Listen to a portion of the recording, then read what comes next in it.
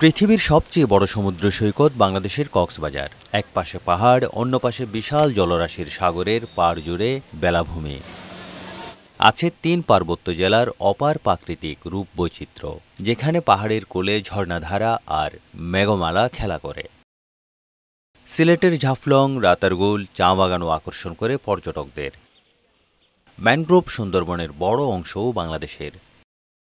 এমন সব নয়নাভিরাম দর্শনীয় স্থান ফেলে দেশি পর্যটকরা ছোটেন বিদেশে। মালদ্বীপ সরকারের তথ্য বলছে, ২০২১ সালে মাত্র ৩,৯২৩ জন বাংলাদেশি দেশটিতে ভ্রমণে গিয়েছেন। পরের বছর গেছেন ১৬,৮০৭ জন। সবশেষ ২০২৩ সালে সেই সংখ্যা দাঁড়ায় ২৮,৩৩৬ জনে।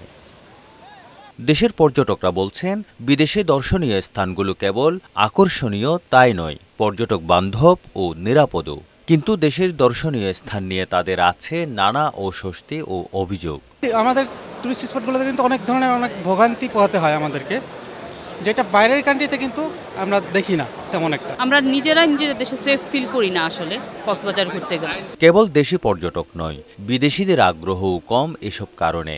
বাংলাদেশ ট্যুরিজম বোর্ডের তথ্য অনুযায়ী ২০১৮ সালে দেশে বিদেশি পর্যটক আসে ৫,৫২,৭৩০ জন।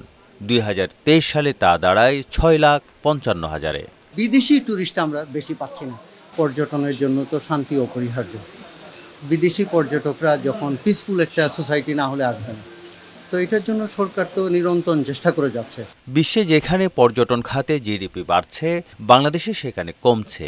এই খাতে পর্যাপ্ত বিনিয়োগ না হওয়ার কথা বলেন পর্যটন কর্পোরেশনের কর্তারা। ট্যুরিজমটা বেসিক্যালি একটা ইনভেস্টমেন্ট, আমরা ভালো ইনভেস্টর চাচ্ছি।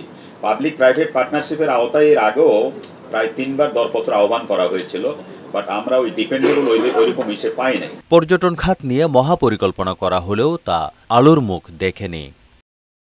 তারেক শিকদার, বৈশাখী সংবাদ, ঢাকা।